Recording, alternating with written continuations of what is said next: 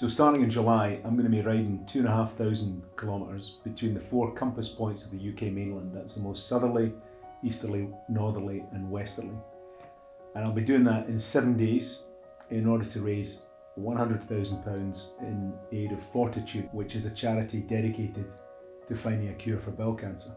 Bowel cancer is the biggest killer of non-smokers. So if you're a non-smoker, this is the cancer that's most likely to get you. So this is a subject that matters to us all. Tom was an incredible guy, very quiet, quietly spoken, incredibly strong character, very humble and determined to make a difference. And Tom and I were working on this ride together, and he was hugely supportive of what I was going to do. And even close to his death, he was continually encouraging me to go for it and to make it happen.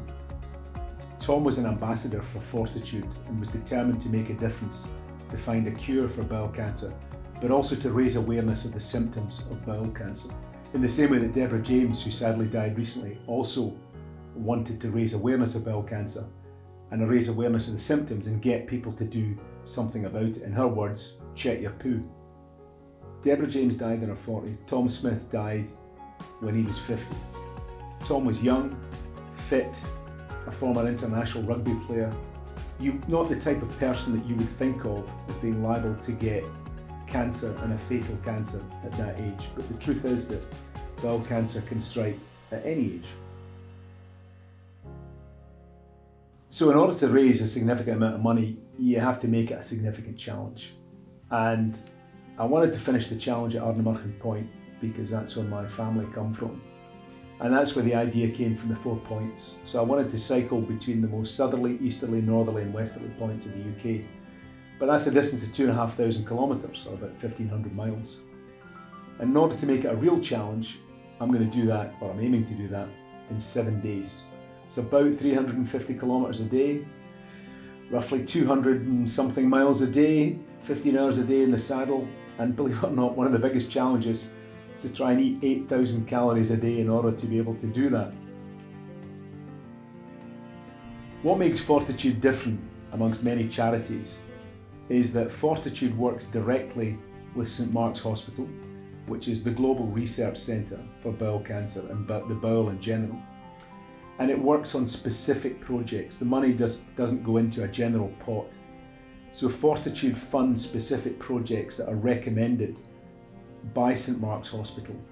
And they take those projects from concept stage through trial to proof of concept and ultimately into the general practice of the medical community. And they've done it with a number of projects, a number of surgical projects, a number of colonoscopy and better diagnostic projects.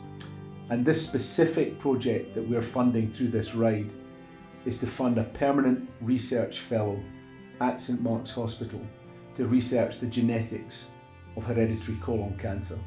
And that research fellowship will be named in honour of Tom Smith. It will be called the Tom Smith Fellowship.